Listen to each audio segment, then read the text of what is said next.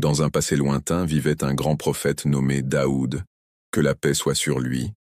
Il était reconnu comme un roi puissant parmi les enfants d'Israël, et son règne se caractérisait par sa justice et sa sagesse. Profonde tristesse et un immense chagrin.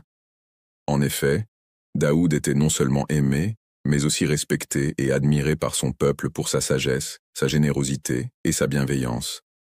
Sa présence bienveillante et ses conseils avisés avaient su guider et réconforter bon nombre de ses concitoyens. Cependant, malgré cet amour et cette admiration indéfectible, la vie finit par suivre son cours inéluctable, et Daoud, tel un jour se couchant à l'horizon, quitta ce monde pour l'au-delà. Cette disparition soudaine plongea alors son peuple dans une profonde tristesse, un chagrin déchirant et une nostalgie lancinante, laissant un vide immense et douloureux dans le cœur de chacun. Après le décès de ce grand prophète, une profonde tristesse s'abattit sur la communauté. Cependant, pour lui succéder, ce ne fut pas une personne ordinaire, mais son propre fils, Sulayman. Que la paix soit sur lui.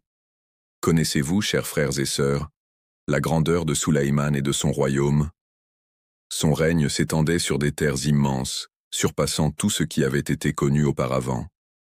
Il y a eu 4 souverains qui ont exercé leur pouvoir sur l'ensemble de la terre.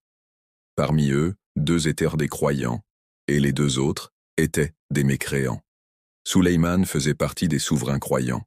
Que la paix soit sur lui, il y avait un roi nommé Dulkarn, tandis que parmi les mécréants se trouvaient Bektanassar et Nimroud. Lorsque Daoud fut enterré, son peuple attendait avec impatience et respect le moment solennel où il serait enfin reposé en paix. Sulayman, rempli d'impatience et d'excitation à l'idée de découvrir ce que l'avenir lui réservait, fut béni par Allah le Tout-Puissant qui lui offrit un royaume d'une beauté et d'une grandeur extraordinaire. En reconnaissance de sa foi et de sa dévotion, Allah décida de mettre à la disposition de Sulayman une multitude de créatures prêtes à servir et à obéir à ses moindres désirs. Hommes, djinns et même démons, tous obéissaient à Sulayman, que la paix soit sur lui. En plus de ces créatures, Allah lui accorda également l'obéissance des oiseaux. Le vent, ce souffle invisible et puissant qui peut voyager à travers les contrées et les horizons, fut un jour le messager de Séman. Ce dernier, un sage respecté par son peuple, se tint devant eux pour partager une révélation importante. Avec solennité, il leur parla ainsi. Ô mes chers concitoyens, je me dois de vous informer qu'Allah m'a accordé le don exceptionnel de comprendre le langage des êtres vivants qui peuplent notre monde. Les oiseaux, ces êtres qui habitent les cieux, ont la capacité de communiquer entre eux d'une manière qui nous est incompréhensible. Cependant, malgré notre incompréhension, il est fascinant d'imaginer un roi possédant une armée gigantesque, composée de milliers de soldats prêts à exécuter ses ordres. Des milliers de soldats humains, en armure étincelante et portant des bannières aux couleurs vives, faisaient de face à des milliers de démons puissants, aux yeux flamboyants et aux griffes acérées. Dans le ciel, des oiseaux majestueux volaient en cercle, planant gracieusement au-dessus du champ de bataille. Le vent soufflait avec force, emportant les cris des combattants et les prières silencieuses de ceux qui observaient la scène avec appréhension. Le roi souhaitait ardemment un règne impressionnant et exceptionnel, et c'est ainsi qu'Allah lui accorda un pouvoir unique, un don que nul autre roi n'eut après lui. Il est important, mes chers enfants, de vous rappeler cette leçon. Malgré la puissance dont il disposait, Sulayman ne se montrait pas orgueilleux. Il avait pleinement conscience que toute sa force et sa réussite provenaient d'Allah, et il lui exprimait sa gratitude de manière constante, que ce soit le jour ou la nuit. Pendant le règne de Sulayman, que la paix soit sur lui, ses frères et sœurs étaient émerveillés par l'immensité de son armée et par la parfaite organisation de celle-ci, où chaque individu occupait une place précise et importante. Les hommes, les djinns et même les démons, tous se tenaient en rang discipliné, prêts à obéir à son commandement. Cependant, ce n'était pas tout, car Allah lui avait également accordé un pouvoir incommensurable et une sagesse infinie, faisant de lui une figure respectée et vénérée par tous les êtres de l'univers. Pouvoir extraordinaire, tellement impressionnant que même le vent se pliait à la volonté de Sulayman.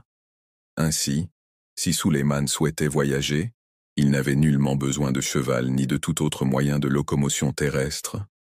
Le chameau, animal majestueux du désert, avait le pouvoir extraordinaire de commander au vent de le soulever dans les airs. Ainsi, dès qu'il émettait cet ordre mystérieux, il s'élevait dans le ciel, planant tel un oiseau libre. Chacune des rafales de vent le propulsait à une distance incroyable, lui permettant de voyager aussi loin qu'un oiseau migrateur parcourant des contrées lointaines. Mois après mois, Suleyman voyageait inlassablement à travers les terres, parcourant en seulement 1 ou 2 heures des distances que d'autres auraient mis un mois entier à traverser. Cette capacité extraordinaire de se déplacer rapidement lui permettait d'explorer de vastes étendues en un temps record, faisant de lui un voyageur hors du commun. Le roi, installé majestueusement sur son trône, se trouvait dans une situation où il ne faisait rien d'autre que contempler son royaume. Cependant, son cœur était empli du désir ardent de bâtir, de construire et d'embellir les terres qui lui avaient été confiées par la volonté d'Allah. C'est ainsi, animé par cette noble intention, qu'il prit la décision solennelle de se lancer dans la reconstruction complète de sa ville. Le saint homme, dans sa dévotion et sa foi inébranlable, demanda l'aide de tous ceux qu'Allah avait mis à sa disposition, que ce soit les hommes, les djinns ou même les démons. Cette situation illustre parfaitement la puissance et l'influence d'Allah sur toutes les créatures, qu'elles soient visibles ou invisibles. Les démons les plus rebelles, ceux qui refusaient obstinément de se soumettre, furent capturés et enchaînés les uns aux autres. Contraints de travailler sous la supervision de Suleyman, ils étaient forcés de construire. Pendant ce temps, Allah s'adressa à Suleyman en ces termes: « Ô Suleyman, nous t'avons accordé un don généreux, que tu es libre de prendre à ta guise et de partager avec qui bon te semble, sans aucune restriction. Que cela soit une source de bénédiction pour toi et pour tes proches, en particulier pour tes enfants Suleyman, à qui nous souhaitons paix et prospérité. » L'homme mystérieux, assis sur son trône majestueux, émit un ordre impérieux au vent qui soufflait doucement autour de lui. Il lui demanda de le transporter vers une autre ville, et à peine eut-il prononcé ces mots que le vent se mit en mouvement. Bientôt, le trône se mit à flotter dans les airs, portant l'homme vers sa destination inconnue. Les serviteurs, sous les ordres de Suleyman, travaillaient sans relâche à la construction de somptueux palais, de majestueux temples d'adoration et de magnifiques mosquées. Leur dévouement et leur savoir-faire étaient tels que des milliers d'ouvriers se mettaient aussitôt à l'ouvrage dès que Suleyman exprimait le moindre souhait en ce sens. À cette époque, des ouvriers invisibles se mettaient au travail pour construire des statues magnifiques pour lui. Ces ouvriers étaient les djinns et les démons, qui mettaient tout leur savoir-faire et leur talent dans la réalisation de ces œuvres d'art impressionnantes. Il a été autorisé la création de sculptures en cuivre et en verre pour orner des fontaines d'eau pure. De plus, d'immenses bassins ont été aménagés afin de permettre aux hommes et aux animaux de s'abreuver. Imaginez les immenses marmites qu'il fabriquait avec soin, de grands chaudrons aussi grands que des montagnes, dans lesquels on préparait de délicieux repas destinés à être offerts aux personnes démunies et nécessiteuses. Malgré sa grande puissance et son autorité incontestée, Suleyman ne perdait jamais de vue les plus démunis, veillant toujours à ce que ceux qui souffraient de la faim soient secourus. Ainsi, le royaume de Suleyman se distinguait par cette attention particulière portée aux plus vulnérables, ce qui en faisait un royaume véritablement exceptionnel et sans précédent dans l'histoire. Il est important de se rappeler de cet aspect humanitaire et de cette générosité qui caractérisait le règne de Suleyman. Le don qu'Allah avait accordé à Suleyman était d'une valeur inestimable, et il ne manquait jamais de lui exprimer sa gratitude en l'invoquant constamment et en se prosternant humblement devant lui. C'est pourquoi, mes frères, je vous invite à prêter une oreille attentive à cette leçon. En effet, la leçon que nous pouvons tirer de l'histoire de Suleyman, que la paix soit sur lui, est inestimable. Suleyman était non seulement un roi puissant, mais aussi un serviteur dévoué d'Allah. Son royaume s'étendait sur de vastes territoires, ce qui témoigne de sa grandeur et de son influence. Le roi possédait une armée imposante, composée de nombreux soldats, prêts à le défendre en toutes circonstances. De plus, son royaume regorgeait de richesses incommensurables, témoignant de sa puissance et de sa prospérité. Cependant, malgré ces signes extérieurs de réussite, il gardait toujours en son cœur une profonde gratitude envers son Seigneur Allah, dont il reconnaissait la bienveillance et la guidance dans sa vie. La famille de Daoud exprimait sa gratitude envers Dieu. Cependant, Il était rare de trouver parmi ses serviteurs ceux qui étaient vraiment reconnaissants. Les enfants d'Israël étaient comblés de bonheur car leur roi se montrait juste envers eux. Allah avait accordé à Suleyman un règne exceptionnel, caractérisé par une grandeur et une magnificence inégalées, un règne qui surpassait tout ce qui avait existé avant lui et qui ne serait jamais égalé par quiconque après lui. Suleyman vouait une passion particulière pour les chevaux, ces majestueuses créatures qui incarnaient pour lui la force, la grâce et la liberté. Les chevaux, ces nobles créatures que Dieu a dotées d'une grande vitesse et d'une force impressionnante, étaient présents en grand nombre parmi ses possessions. Des milliers de chevaux ont été spécialement dressés pour être utilisés dans les combats et pour défendre la foi. En cette fin de journée, alors que le soleil entamait sa lente descente à l'horizon, Suleyman pouvait sentir la douce chaleur de ses rayons sur sa peau. L'homme contemplait chacun de ses chevaux un par un, les observant attentivement alors qu'ils défilaient devant lui avec une allure fière et majestueuse. Le lion, avec son pelage doré brillant sous le soleil, observait avec admiration les puissants muscles de ses congénères, leur agilité impressionnante lorsqu'ils chassaient, ainsi que leur incroyable vitesse lorsqu'ils poursuivaient leur proie à travers la savane. Il appréciait leur élégance, non seulement en raison de leur beauté, mais aussi pour d'autres qualités qu'elles possédaient. Servaient à défendre la parole d'Allah et à propager sa justice, en s'efforçant de répandre sa lumière et sa miséricorde parmi les croyants et les non-croyants, mais mes frères avaient parfois du mal à comprendre la portée et la profondeur de cette mission sacrée. Il se produisit un événement marquant ce jour-là. Suleyman était tellement absorbé par ses pensées et ses préoccupations qu'il ne remarqua même pas le monde qui l'entourait.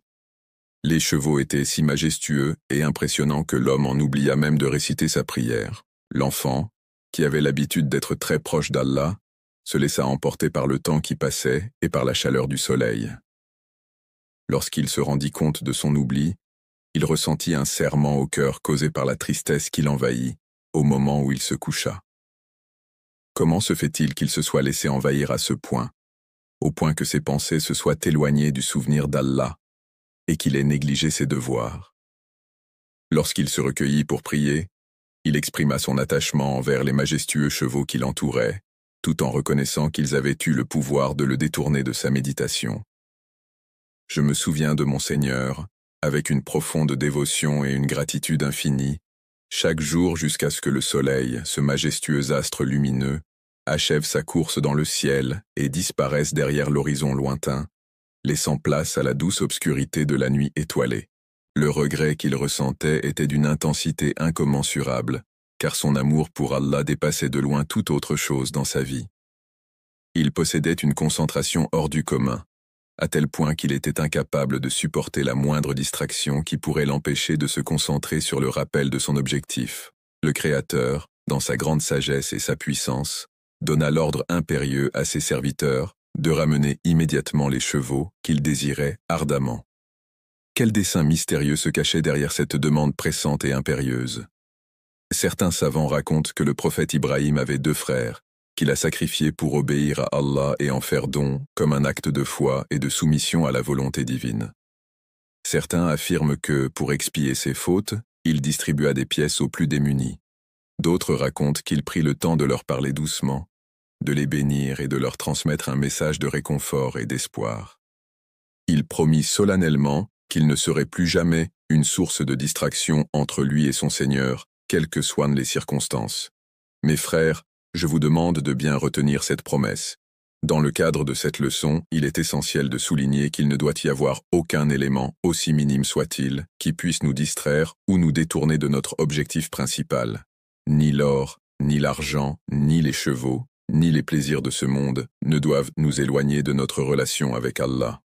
Il est important de rester concentré sur notre foi et de ne pas laisser les biens matériels ou les distractions terrestres prendre le pas sur notre spiritualité, car tout ce qui nous entoure, que ce soit les biens matériels, les relations humaines ou les moments de bonheur, est transitoire et voué à disparaître un jour. En revanche, Allah, lui, est immuable et éternel. Son règne ne connaît ni commencement ni fin, il demeure au-delà du temps et de l'espace, source de stabilité et de permanence dans un monde en perpétuel changement. Sulayman, que la paix soit sur lui, était connu pour sa grandeur et sa puissance qui s'étendait sur l'ensemble des terres sous son règne. Le pouvoir de cet individu était tellement immense qu'il lui permettait de contrôler non seulement les hommes, mais aussi les animaux, y compris les oiseaux, ainsi que les éléments naturels tels que les vents. Les gens lui obéissaient avec une dévotion sans faille, car Allah avait béni cet individu d'une manière extraordinaire en lui accordant des bénédictions et des miracles qui dépassaient l'entendement. Un jour, une terrible sécheresse s'abattit sur la terre, privant la nature de l'humidité dont elle avait tant besoin. Sous l'éclat ardent du soleil, les rayons incandescents consumaient tout sur leur passage, asséchant même les plus grands fleuves et rivières, laissant derrière eux un paysage desséché et désolé. Compagnons se retrouvèrent dans une situation difficile. En effet, les puits de la région étaient à sec, ce qui signifiait qu'ils avaient du mal à trouver de l'eau pour se désaltérer. De plus, les provisions de nourriture commençaient à s'épuiser, les obligeant à envisager des solutions alternatives pour survivre. C'est ainsi que Sulayman et son compagnon se sont retrouvés confrontés à un véritable défi pour assurer leur subsistance. Le peuple, composé d'hommes, de femmes et d'enfants, sorti de chez eux, se rassembla dans un lieu ouvert sous un ciel aride et implora collectivement Allah, le Tout-Puissant, de faire descendre la pluie bienfaisante pour irriguer la terre assoiffée et apaiser la sécheresse qui sévissait depuis plusieurs semaines. Alors qu'elle se promenait sur le chemin, une chose minuscule attira soudainement son regard, captivant son attention par sa taille infime. Une petite fourmi, allongée sur le dos, levait ses toutes petites pattes vers le ciel, semblant chercher de l'aide, ou peut-être simplement profiter du soleil qui brillait au-dessus d'elle. Il priait avec une grande ferveur Allah, le suppliant de faire tomber la pluie afin de nourrir sa colonie qui souffrait de la sécheresse. Après avoir remporté une grande victoire, Sulayman, le roi sage et bien-aimé de son peuple, afficha un large sourire empreint de satisfaction et de gratitude. Il prit la parole devant ses sujets, les encourageant à regagner leur foyer avec sérénité et confiance, car il était convaincu que cette réussite était le fruit de la volonté divine d'Allah, le Tout-Puissant et Miséricordieux.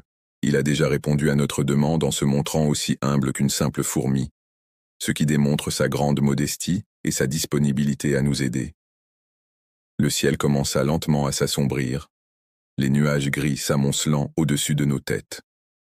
Puis, soudain, un grondement sourd retentit, annonçant l'arrivée imminente de l'orage. Enfin, les premières gouttes de pluie tant attendues commencèrent à tomber, apportant avec elles un soulagement bienvenu après la chaleur étouffante de la journée. Rafraîchissant la terre assoiffée et permettant aux cultures de retrouver leur vigueur, la pluie tombait abondamment. Cependant, malgré ce spectacle apaisant de la nature, Sulayman ne semblait pas être impressionné. Non seulement le roi assumait les responsabilités de la royauté, mais il était également un chef de guerre qui dirigeait personnellement ses troupes sur le champ de bataille. Imaginez, mes chers frères, une armée si vaste, si imposante, regroupant des milliers d'hommes vaillants et déterminés. Alors que la terre tremblait sous ses pas lourds et puissants, l'armée imposante de Sulayman avançait avec détermination et assurance, faisant résonner le sol de son avancée majestueuse. Piègue des soldats, créant une atmosphère chargée de tension et de crainte. L'alliance inédite entre les êtres humains du département d'intervention nationale et les redoutables oiseaux de guerre les plaçait sous un commandement unique, défiant les lois de la nature et de la guerre. Le sol, témoin de cette collaboration insolite, semblait réagir aux pas lourds des soldats et aux battements puissants des ailes des oiseaux, vibrait sous cette nouvelle force combinée qui s'apprêtait à changer le cours de l'histoire. Napoléon se tenait seul, sans la présence de ses soldats, tandis que le ciel était obscurci par le vol des oiseaux qui le survolaient. Alors qu'il survolait majestueusement le paysage, les oiseaux avançaient avec grâce, totalement inconscients du fait qu'ils se rapprochaient peu à peu d'une vallée paisible, habitée par de minuscules créatures. Parmi les différentes créatures qui peuplent la colonie de fourmis, on distingue une fourmi en particulier qui se distingue par ses caractéristiques uniques. Une personne sage, réfléchie et particulièrement attentive aux détails, a remarqué la présence imposante et inquiétante de l'armée qui se profilait à l'horizon. Lorsque l'ennemi s'approcha, son petit cœur se serra de peur pour son peuple. Dans un élan de courage, elle se redressa sur ses pieds, prête à défendre les siens coûte que coûte. Le petit oiseau aux pattes frêles s'agita soudainement et poussa un cri d'alerte strident pour avertir les fourmis de rentrer rapidement dans leur fourmilière. Il est important de rester dans vos demeures par crainte que Suleyman et son armée ne vous attaquent subitement et ne vous écrasent sans que vous ayez le temps de réagir. Elle ne portait pas d'accusation de cruauté à son encontre, car elle comprenait qu'il était simplement quelqu'un de naturellement distant et réservé plutôt que malveillant. Le prophète était connu pour sa justice et sa sagesse inégalée. Il avait la capacité de comprendre que ni lui ni son armée ne désirèrent la guerre, mais cherchaient plutôt la paix et la réconciliation. Faire du mal était une action à laquelle il se livrait sans hésitation. Cependant, sa puissance était telle qu'il aurait pu les écraser sans même ressentir le moindre effort. Lorsqu'elle prit conscience de ce qu'elle ne savait pas, elle réalisa que Suleyman avait en réalité, grâce à la volonté d'Allah, le prophète Salomon avait reçu le don de comprendre le langage des animaux. Ainsi, il pouvait entendre les conversations des créatures vivantes, que le vent se chargeait de lui transmettre. La petite fourmi fut surprise jusqu'au plus profond de son être lorsqu'elle entendit ces mots, et une vague d'émotions contradictoires l'envahit, l'empêchant de réagir immédiatement. Il était impossible de retenir un sourire tant son cœur avait été profondément touché par la sagesse et la bienveillance émanant de cette toute petite personne. La créature, pleine de reconnaissance, leva les yeux vers le ciel et laissa échapper un soupir de gratitude. Il exprima avec émotion son admiration en levant les yeux vers le ciel, implorant le Seigneur de lui accorder la grâce de trouver les mots justes pour exprimer sa gratitude envers lui pour tous les bienfaits dont il avait été comblé. Je te remercie pour toutes les bénédictions et les grâces que tu as généreusement accordées à moi ainsi qu'à mes parents. Je te prie de me donner la force et la détermination nécessaires pour agir en tout temps conformément à ta volonté. Il demande à Allah de le guider vers le chemin de la vertu et de la droiture, afin de pouvoir rejoindre les rangs des serviteurs pieux et vertueux, conformément à ses ordres. Il ordonna immédiatement à ses troupes de ralentir leur progression et de contourner la vallée, afin de ne pas perturber les fourmis qui s'y trouvaient. Il voulait éviter tout impact négatif sur ces petites créatures, montrant ainsi son respect pour toute forme de vie, même la plus insignifiante à nos yeux. Un monarque d'une puissance inégalée, tel que Suleyman, a toujours veillé à conserver son humilité même en présence des plus modestes êtres vivants qui peuplent son royaume. Selon la croyance en Allah, il est admis que la véritable grandeur d'une personne ne réside pas dans sa force physique, mais plutôt dans sa capacité à agir avec justice, sagesse et compassion envers autrui. L'armée de Suleyman, empreinte de compassion pour les habitants qu'elle protégeait, progressait lentement à travers le paysage aride et désertique, sous l'éclat brûlant du soleil estival. Peu à peu, les soldats se rapprochèrent de leur destination, prêts à défendre et à servir avec dévouement. La soif devint insupportable pour les soldats épuisés qui avaient parcouru de longues distances sous un soleil brûlant sans pouvoir s'hydrater. Les fidèles se tournèrent respectueusement vers leur prophète et roi, exprimant ainsi leur détresse face à la soif qui les accablait, en l'interpellant avec respect. « Ô prophète d'Allah, nous souffrons cruellement de cette soif qui nous accable. Nous nous retrouvons dans une situation délicate où nous faisons face à une pénurie d'eau. Il est impératif que nous prenions des mesures immédiates pour remédier à cette situation. Que suggères-tu, Suleyman, avec ton regard sage et réfléchi, pour résoudre ce problème crucial ?» Le roi répondit à ces sujets en leur demandant de chercher de l'eau, une ressource essentielle pour leur survie. Cependant, l'un de ses conseillers exprima son inquiétude en se demandant comment ils allaient pouvoir trouver de l'eau dans cette situation critique. Il est important de savoir que si nous continuons à avancer dans la mauvaise direction, nous pourrions nous retrouver dans une situation où nous ne trouverons pas d'eau, ce qui pourrait mettre nos vies en danger en raison de la déshydratation.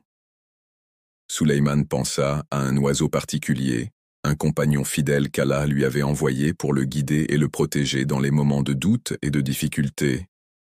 Il lui avait donné le hibou nommé Hudhud, cet oiseau, avec sa permission. Selon la croyance islamique, Allah possède la capacité de percevoir l'eau qui se trouve dissimulée sous la surface de la terre, de la même manière qu'un ingénieur serait capable de le faire.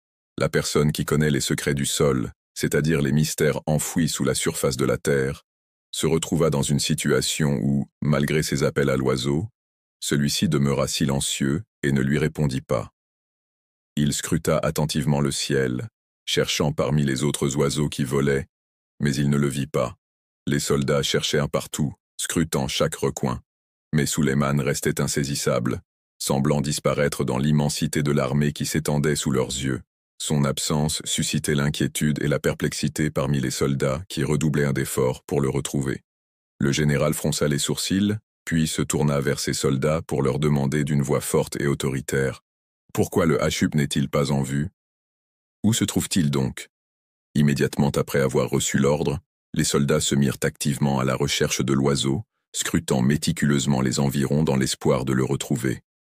Cependant, malgré leurs efforts, l'oiseau restait introuvable. Sulayman commençait à ressentir une impatience grandissante, bien qu'il fût conscient que l'heure n'était pas encore venue. Pas au relâche, c'était un moment critique où chaque soldat comptait. Dans cette situation particulièrement tendue et décisive, il prit la parole solennellement. Fermement, je considère que si cette HUP ne fournit pas une excuse valable pour son absence, il devra en assumer les conséquences. Je le punirai de manière sévère, voire je pourrais même envisager de l'exécuter, à condition qu'il ne se présente pas pour s'expliquer ou se justifier. Avec une preuve irréfutable à l'appui pour justifier son absence, il fut établi que la tente était vide. Peu de temps après que le battement d'ailes se fit entendre dans le ciel, il ne s'écoula qu'une courte durée avant que l'oiseau ne se manifeste visuellement. L'oiseau, dont les plumes chatoyaient sous les rayons du soleil couchant, fit enfin son apparition, planant gracieusement dans les airs avant de se poser délicatement devant Sulayman. Son souffle rapide et saccadé trahissait l'effort fourni pour parcourir cette distance. Il semblait que le voleur avait agi de manière incessante, mais Sulayman, contrarié par cette situation, refusa de lui prêter quoi que ce soit.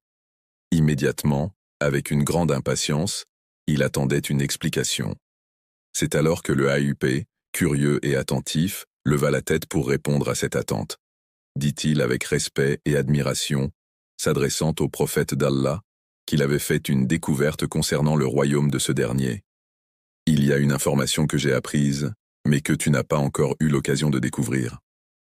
Lors de mon voyage, j'ai eu l'occasion de visiter un royaume impressionnant, un royaume qui se démarquait par sa puissance et sa grandeur. Ce royaume était dirigé d'une main de fer par une femme d'une grande détermination et d'une intelligence remarquable. Sulayman, curieux et intrigué par l'oiseau, se pencha lentement vers lui et lui demanda d'une voix douce « Qu'as-tu vu, cher oiseau, pour être si agité et voler si rapidement ?» Hup, rempli d'émotion et d'excitation, s'apprêtait à dévoiler un récit captivant qui allait inévitablement changer le déroulement des événements. Le Huppé prit une profonde inspiration avant de poursuivre son récit, conscient de l'impact que ses paroles allaient avoir sur son auditoire, sens et de mystère, emplissant la salle de leur douce mélodie. Chacun des membres présents, y compris Sulayman, fixait avec une concentration intense l'oiseau qui délivrait son message, captivé par la profondeur et la richesse des mots qui semblaient porter en eux des secrets anciens et des révélations inattendues.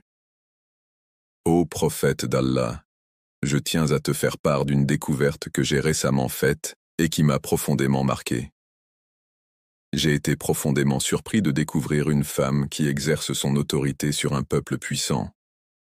Le roi possède tout ce dont un monarque peut rêver, un palais somptueux rempli de trésors, des armées puissantes à son service, des conseillers sages et fidèles, ainsi qu'une cour brillante où se côtoient nobles et courtisans.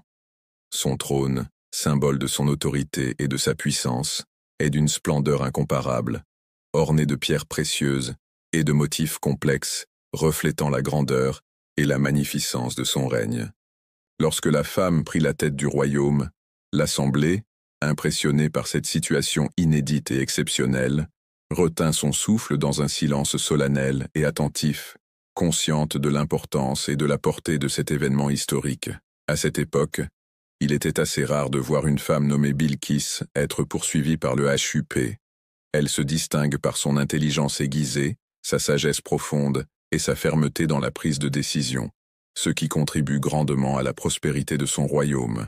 Le roi possède des palais somptueux, où chaque détail est synonyme de luxe et de grandeur. Son trône, orné d'or étincelant, de pierres précieuses scintillantes et de motifs raffinés, est le symbole de son pouvoir et de sa richesse incontestée. Les perles étaient rares et précieuses, étincelant doucement à la lumière du soleil. Soudain, L'oiseau majestueux baissa la tête, ses plumes chatoyantes frémissant légèrement. Sa voix mélodieuse se fit alors plus grave, empreinte d'une solennité nouvelle qui captiva tous ceux qui l'écoutaient. Ô prophète d'Allah, dans ma journée, j'ai été témoin d'une scène qui a profondément attristé mon cœur et assombri mon esprit. Profondément intrigué, Sulayman se redressa brusquement en entendant un bruit soudain. Il se demande ce que pouvait bien être à l'origine de ce son mystérieux. Oh, quelle surprise! C'était un oiseau qui venait de s'envoler brusquement en poussant un cri strident. Après avoir pris une profonde inspiration, il déclara avec émotion qu'il les avait trouvés prosternés devant le soleil, témoignant ainsi de leur admiration et de leur respect pour cet astre lumineux et bienfaiteur. Au lieu de manifester son adoration envers Allah, un silence pesant s'installa parmi les fidèles réunis autour de Sulayman, prophète et roi, créant une atmosphère solennelle et empreinte de respect. Savait que l'adoration du Créateur était la seule vérité. C'est en se tournant vers cette croyance fondamentale que ce peuple découvrit la voie de la sagesse et de la paix intérieure. L'astre devant lequel l'entier s'inclinait était une magnifique étoile scintillante dont la lumière éclatante illuminait le ciel nocturne. Malgré la majesté de ce spectacle céleste, la huppe poursuivit son chant mélodieux, remplissant l'air de sa musique envoûtante. La tristesse s'est emparée d'eux lorsque le diable a insidieusement embelli leurs actes, les éloignant ainsi du droit chemin qu'ils devaient suivre. Ils ne semblent pas prendre conscience de la gravité de leur erreur, car ils ne prennent pas la peine de s'agenouiller en signe de repentance. Allah est celui qui révèle les mystères enfouis dans les profondeurs du ciel et de la terre, montrant ainsi sa toute-puissance et sa connaissance infinie. Sulayman est inspiré par le fait qu'il connaît non seulement tout ce qui est visible et évident, mais aussi tout ce qui est dissimulé et secret. En levant les yeux vers le ciel, le personnage de la nouvelle prit soudainement conscience de l'ampleur et de la complexité de cette affaire qui s'annonçait bien plus compliquée que ce qu'il avait initialement imaginé. Il réalisa que la question en discussion n'était pas simplement d'ordre politique, mais qu'elle touchait également aux croyances religieuses profondes. Face à cette prise de conscience, il se tourna vers les membres de son assemblée, cherchant à partager avec eux cette dimension supplémentaire de la situation. Le chef déclara d'une voix assurée et déterminée que l'équipe allait envoyer un message aux destinataires concernés. Il exprima son désir de connaître leur réaction et leur réponse à ce message. Au début de l'histoire, Sulayman, qui était à la fois prophète et roi, n'avait encore fait qu'esquisser sa réaction face à la situation qui se présentait. Ils étaient très prudents lorsqu'il s'agissait d'accepter une information, car ils avaient l'habitude de toujours la vérifier soigneusement. Ils étaient bien conscients que le HUP était un élément crucial dont il ne fallait pas sous-estimer l'importance. L'oiseau en question est réputé pour sa fidélité envers son partenaire, ainsi que pour son intelligence exceptionnelle. Cependant, il est également confronté à une accusation qui remet en question ses qualités. Était impératif de fournir des éléments tangibles et vérifiables pour étayer l'argument avancé, déclara-t-il d'un ton ferme, les sourcils froncés, que nous allions désormais vérifier la véracité de tes dires, afin de déterminer si tu fais partie des personnes dignes de confiance ou non. Lors de cette réunion, les membres de l'Assemblée étaient attentifs et concentrés, écoutant avec une grande concentration les paroles de Sulayman, se demandant quelles allaient être ses prochaines actions ou décisions. Pour vérifier l'exactitude du récit du HUP, il prit un parchemin et commença à dicter méticuleusement chaque détail, veillant à ce que rien ne soit omis ou altéré. Il rédigea une lettre concise mais empreinte de force, qu'il adressa personnellement à la reine Bilqis, lui donnant des instructions claires et précises. Au sein de l'hôpital universitaire de Paris, prends cette lettre entre tes mains et lance-la en direction des destinataires désignés. Ensuite, éloigne-toi de la scène et observe à distance. Observant attentivement leurs réactions, le hibou grand-duc, un rapace nocturne connu pour sa rapidité et son obéissance, saisit délicatement la lettre avec son bec acéré avant de s'envoler majestueusement dans les airs. Pendant ce temps, la reine se trouvait dans son somptueux palais, situé dans la direction du royaume de Saba. Bilqis, la reine renommée pour sa sagesse et son intelligence, se trouvait entourée de ses ministres compétents, de ses conseillers fidèles et de sa cour royale, lorsque soudainement, un petit oiseau fit son apparition. Alors qu'elle planait majestueusement au-dessus du trône, la mystérieuse créature laissa délicatement tomber un message scellé. Intriguée, Elle descendit lentement pour ramasser le message avec curiosité, puis le déplia soigneusement pour en découvrir le contenu. Les mots qui étaient inscrits étaient une invocation au nom d'Allah, le tout miséricordieux, le très miséricordieux, exprimant ainsi la compassion et la clémence infinie de Dieu. Sourcil, exprimant ainsi sa surprise et son incompréhension face à l'attitude arrogante qui lui était présentée. Elle invita alors son interlocuteur à faire preuve de plus d'humilité et à se présenter devant elle avec respect et soumission. Elle fronça les sourcils, intriguée par l'identité de l'homme qui lui avait envoyé un message aussi énigmatique. Elle prit aussitôt l'initiative de réunir ses conseillers en un conseil urgent et solennel, puis leur adressa ces paroles empreintes de respect.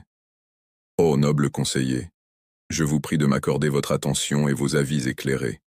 Un message m'a été adressé par un roi puissant, un souverain de grande renommée et de pouvoir incontesté, débutant ainsi par « Lorsqu'une personne invoque son Dieu et me demande de me soumettre à lui, il est important de prendre le temps de réfléchir à la signification de cette demande. Il peut être utile d'engager une conversation pour comprendre les motivations derrière cette demande et pour exprimer ses propres convictions et croyances. Il est également possible d'explorer ensemble les valeurs communes qui pourraient guider nos actions et nos interactions.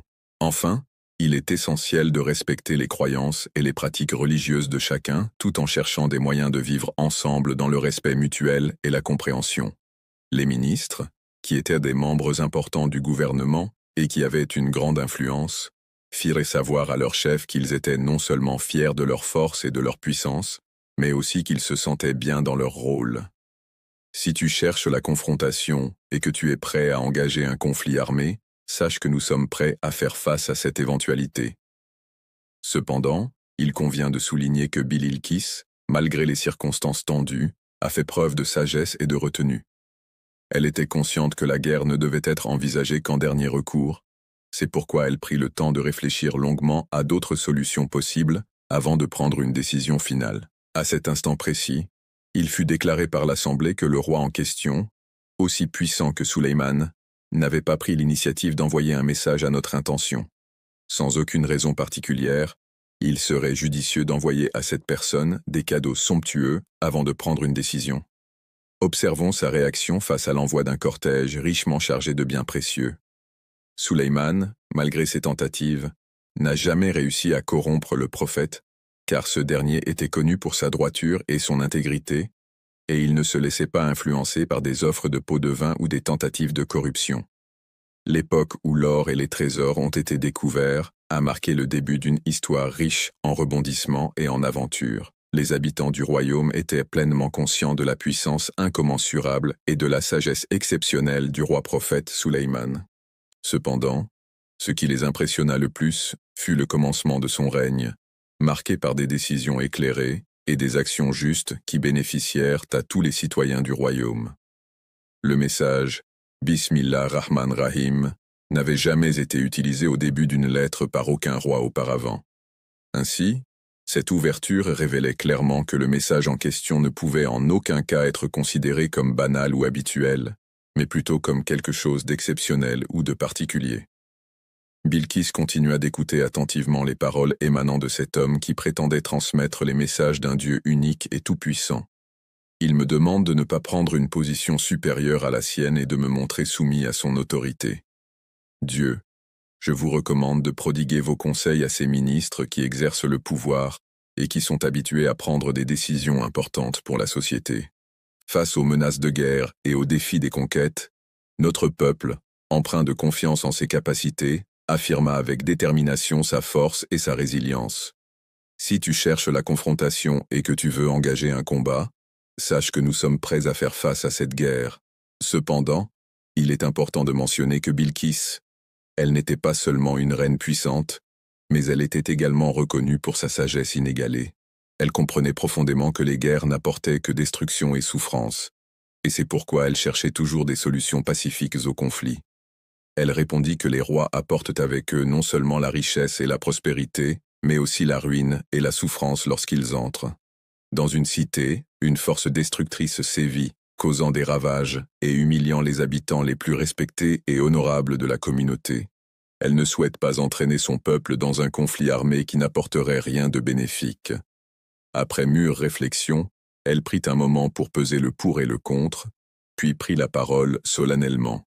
Je vais lui envoyer des présents somptueux et luxueux pour observer sa réaction, notamment pour voir s'il se comporte de manière avide et désire davantage de richesses et de biens matériels, tel un roi en quête de pouvoir et de possession.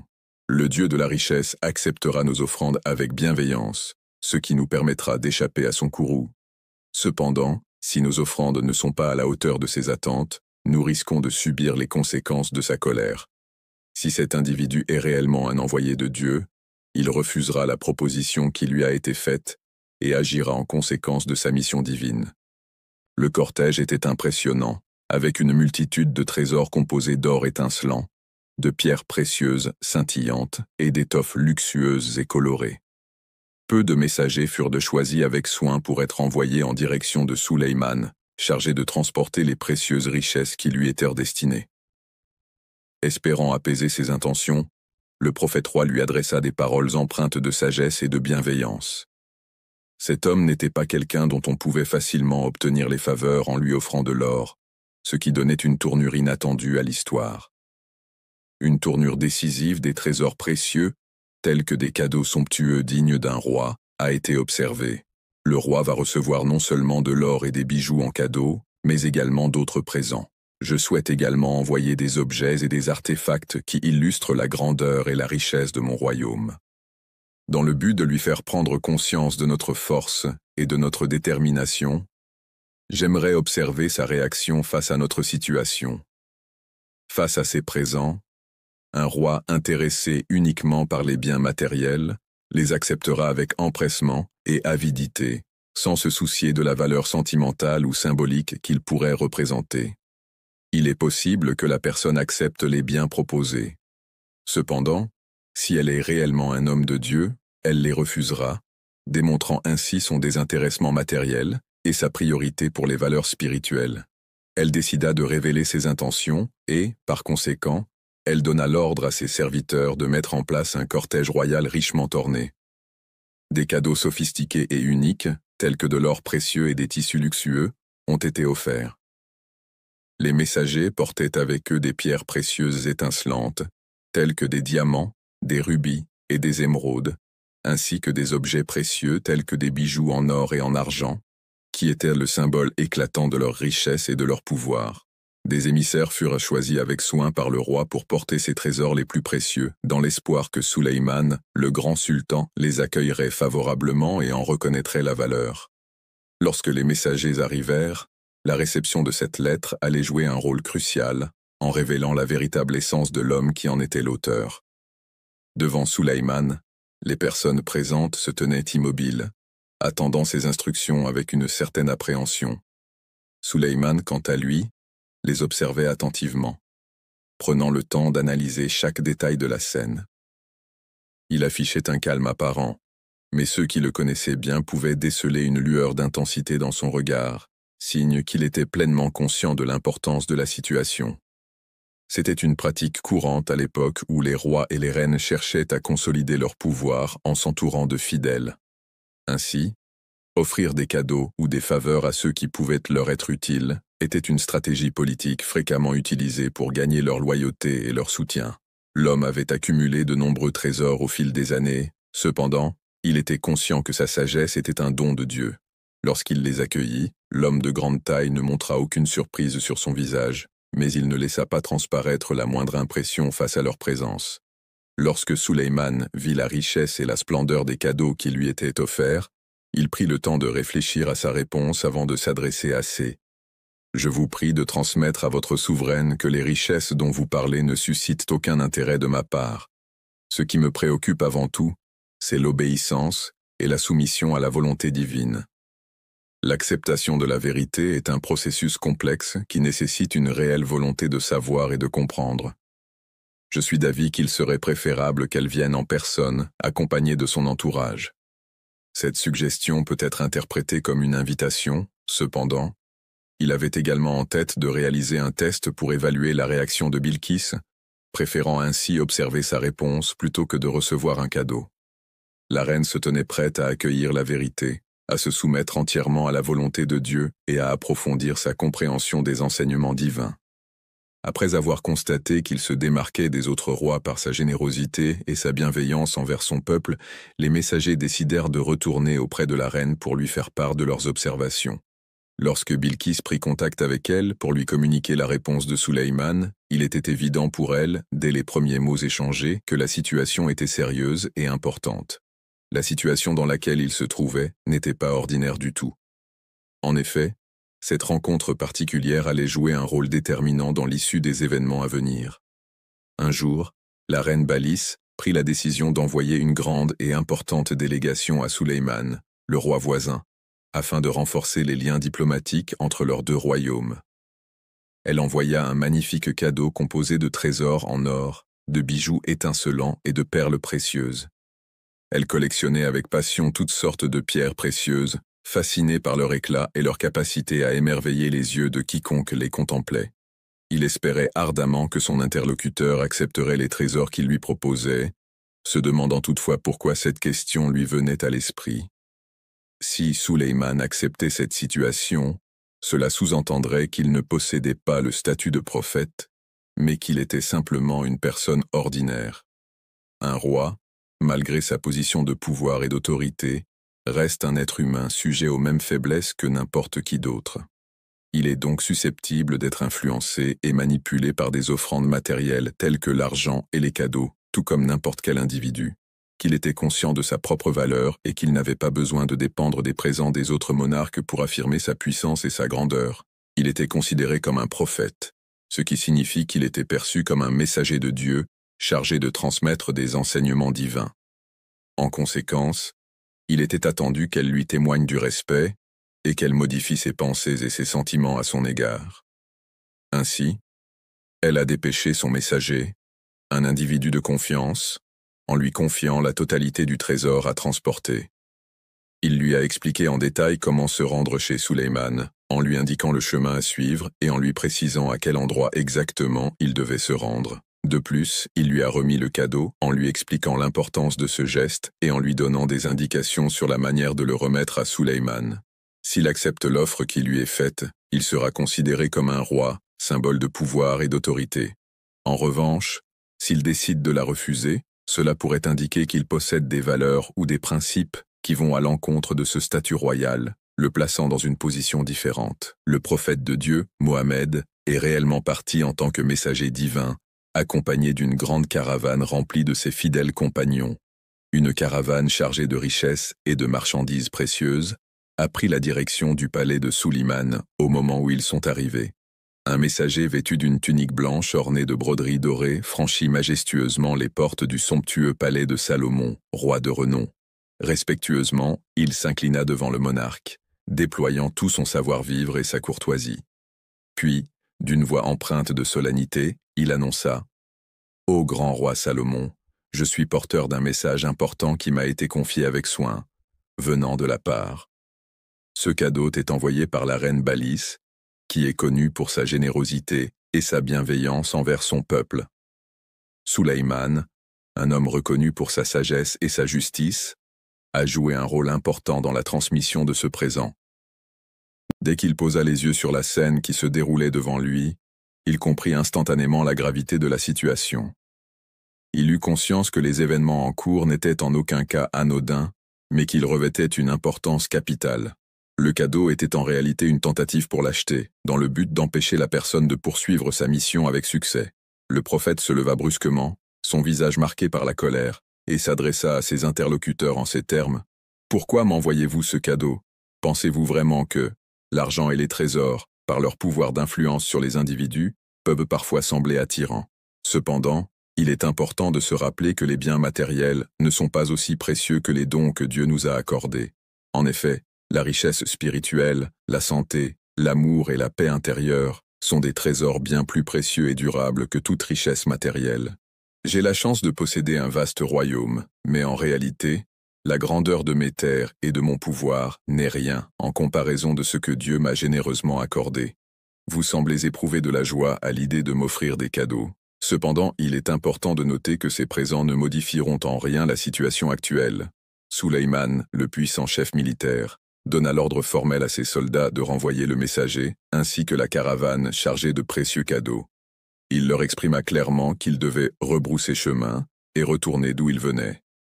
Reine Bilkis, nous tenons à vous informer que nous prévoyons de venir vous rendre visite avec une armée si nombreuse que vous serez impressionné par sa taille et sa puissance, et que vous ne pourrez pas la négliger.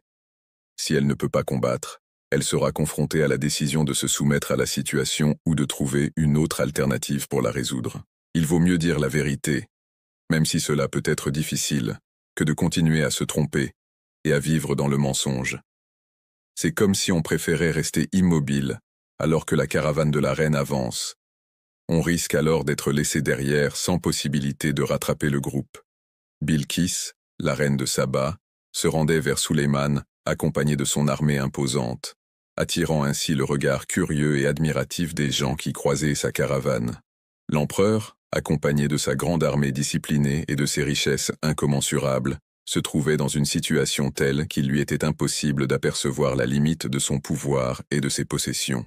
Sulayman, doté d'une grande sagesse et d'une force impressionnante, avait une capacité remarquable à anticiper les événements à venir et à prendre des décisions éclairées en conséquence. Il a mentionné que, selon lui, ils parviendront à surmonter cette situation difficile malgré les difficultés et les épreuves qu'ils rencontrent actuellement, et qu'ils en ressortiront plus forts et plus résilients. Il convient de rendre hommage au messager qui, chargé de transmettre les cadeaux, revint les mains vides, n'ayant lui-même reçu aucune récompense en retour. Après avoir accompli sa mission avec succès, Sulayman était retourné auprès de la reine Bilkis en lui ramenant tout le trésor qu'elle lui avait confié. Il avait envoyé son messager, qui a dû entreprendre un long voyage depuis la Terre Sainte jusqu'au lointain pays de Saba, situé dans une contrée mystérieuse et exotique, traversant des déserts arides, des montagnes escarpées et des vallées luxuriantes, avant d'atteindre enfin sa destination. Au Yémen, une fois de plus, lorsque Salomon arriva pour rencontrer la reine de Saba, nommée Bilkis, celle-ci était remplie d'anxiété et d'émotions diverses. Lorsqu'on lui demanda ce qui s'était passé, le messager prit une profonde inspiration avant de répondre d'une voix empreinte d'émerveillement. « J'ai vu un roi, un homme d'une prestance et d'une grandeur telle que je n'avais jamais vus auparavant.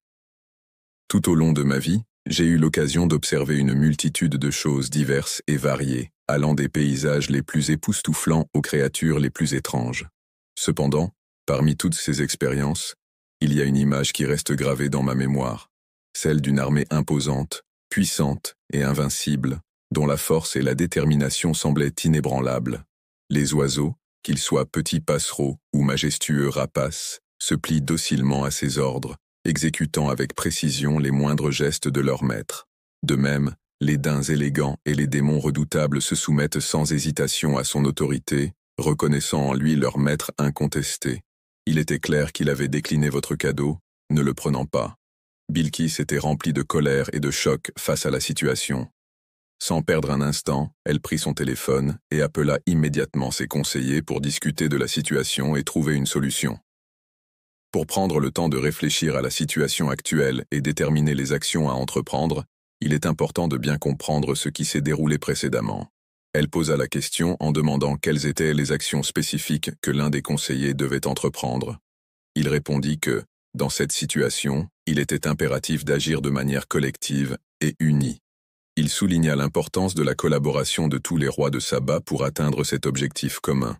Il est impératif que nous nous unissions et que nous travaillions ensemble pour préparer notre armée de manière adéquate si nous souhaitons augmenter nos chances de réussite. Pour faire face à Sulayman, il est essentiel que nous soyons forts et unis. Ainsi, ils se sont préparés en conséquence, en mettant en place une stratégie solide et en renforçant leurs liens pour affronter cette situation avec détermination et cohésion. Ainsi, pour entreprendre un grand voyage, la caravane, composée de 12 000 personnes, se mit en marche sous la direction de la reine. Bilkis, une femme courageuse et déterminée, se tenait fièrement à la tête de cette grande troupe de personnes motivées et prêtes à entreprendre un voyage vers la Palestine, un territoire chargé d'histoire et de symboles. Pour se rendre à la rencontre avec Sulayman, il est possible que l'on doive se plier à ses exigences et se soumettre à son autorité, en lui obéissant et en acceptant ses conditions. Après avoir fermé soigneusement les imposantes portes de son majestueux palais, elle prit le temps de donner des instructions précises à ses soldats, veillant à ce que chaque détail soit parfaitement organisé pour empêcher toute tentative d'intrusion de la part de ses ennemis. Elle décida de partir en voyage avec sa grande armée, prête à affronter les défis qui se dresseraient sur son chemin.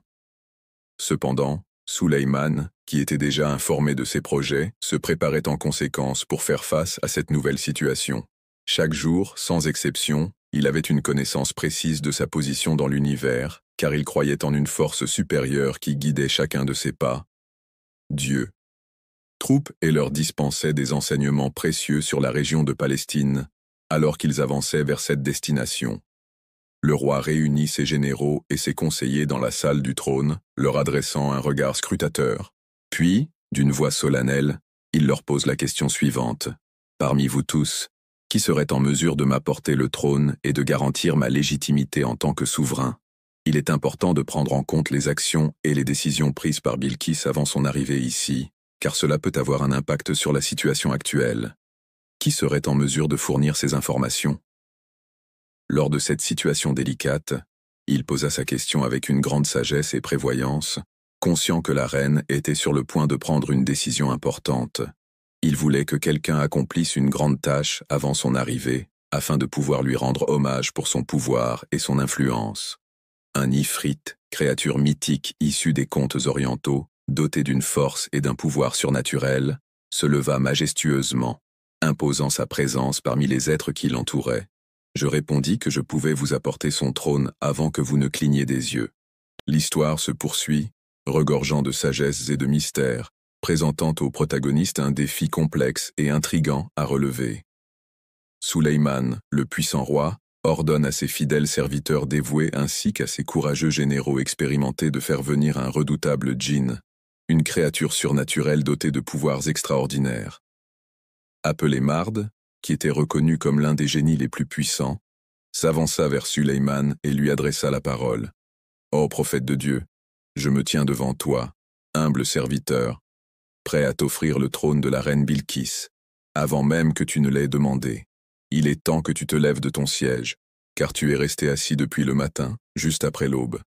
Jusqu'à midi, le juge examinait attentivement les affaires des gens, lorsque le Dieu de la justice lui fit une promesse.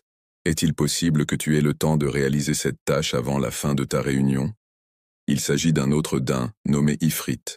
Lève-toi et dis, je peux le faire avant même que tu aies fini de t'asseoir car je suis prêt et déterminé à agir rapidement. Je suis suffisamment fort pour ne rien toucher, ni aux pierres précieuses ni au trône. Je vais enfiler les perles sans utiliser aucun des bijoux qui sont la propriété de la reine.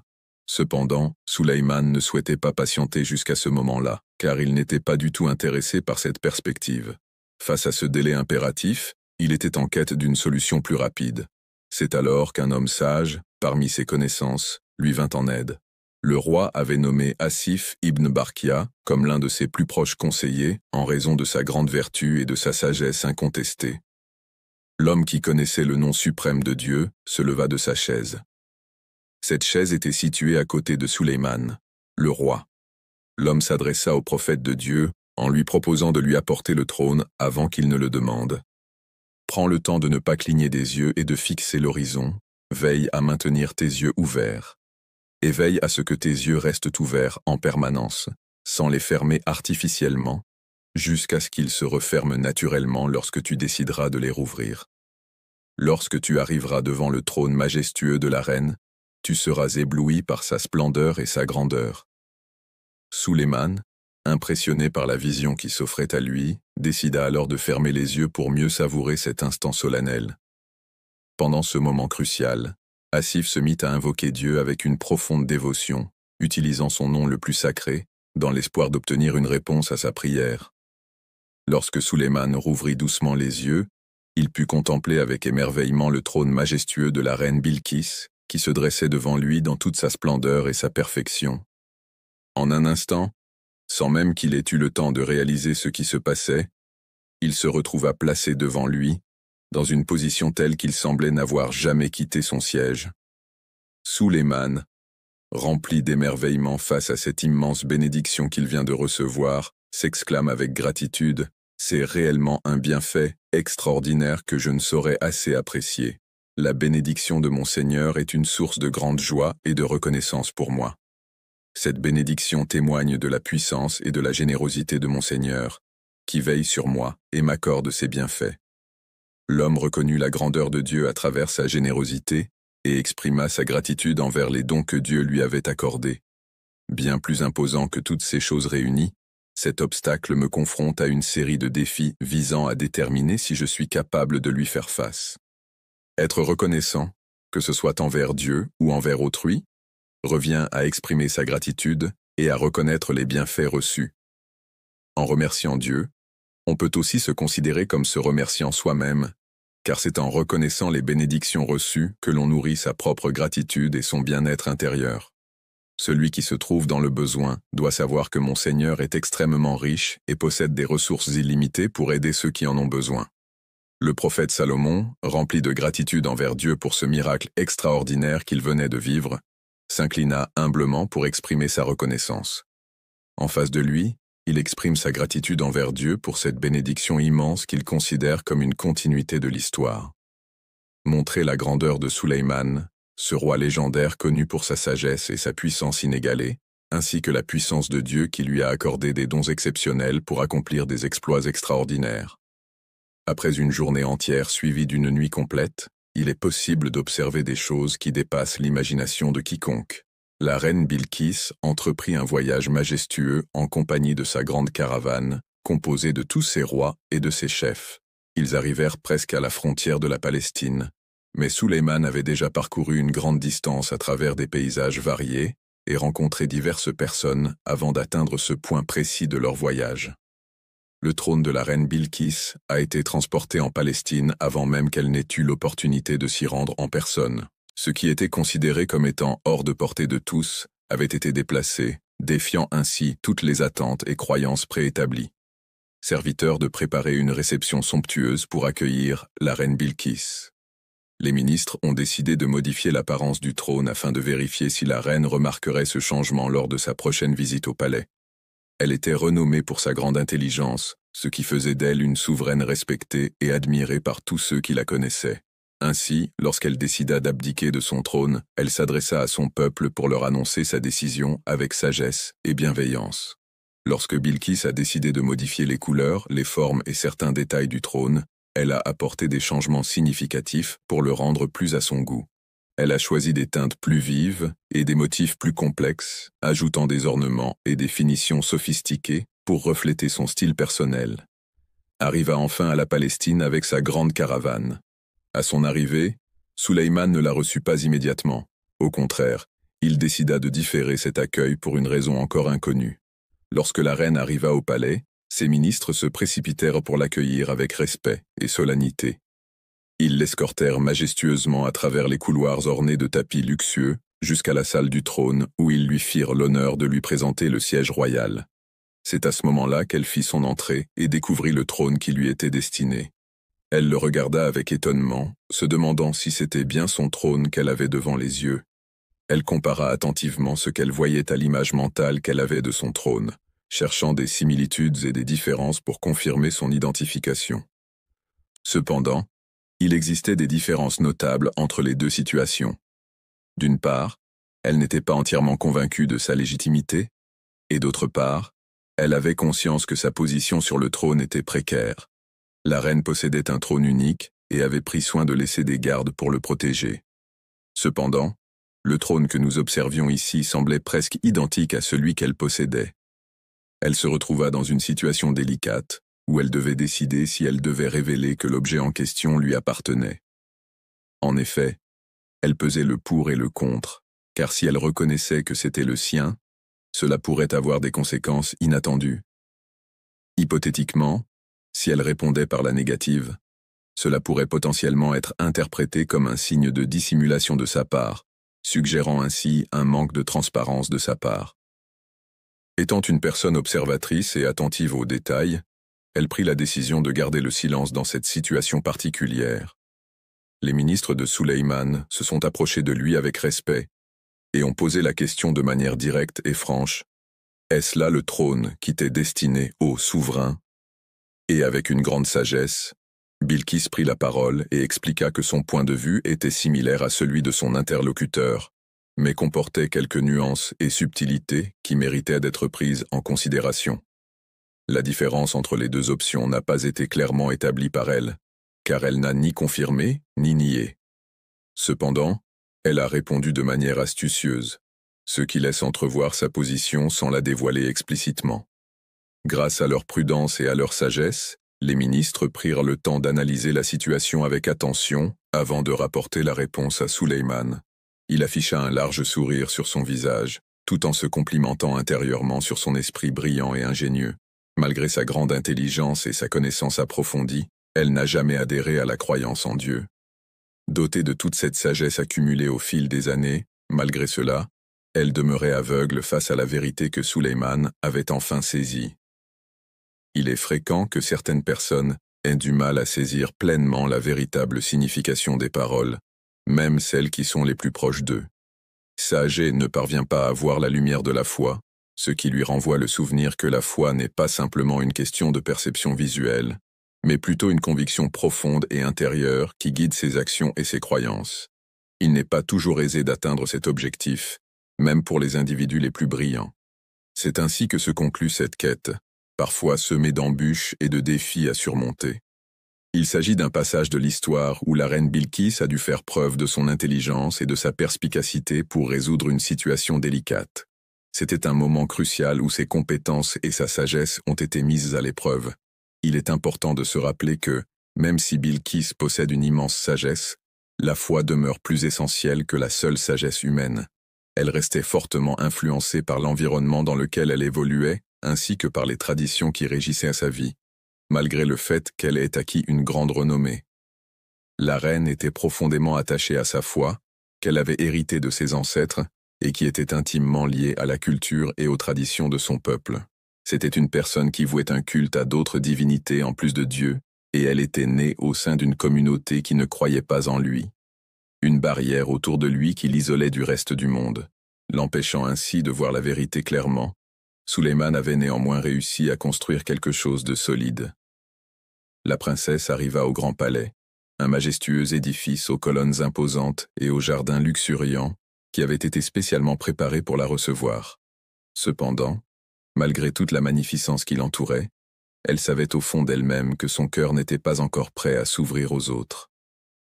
Le palais que Suleiman avait préparé pour Bilkis était un édifice majestueux, construit avec des matériaux raffinés et décoré de manière somptueuse. Ce lieu était conçu pour refléter la grandeur de la reine et pour lui offrir tout le confort et le luxe dont elle pouvait rêver.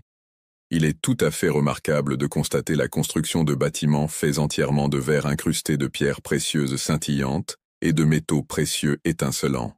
Lorsque Bilkis pénétra à l'intérieur de ce somptueux palais, elle fut émerveillée de découvrir un magnifique jardin intérieur où l'eau s'écoulait doucement dans de petits canaux, abritant de nombreux poissons aux couleurs chatoyantes qui nageaient paisiblement.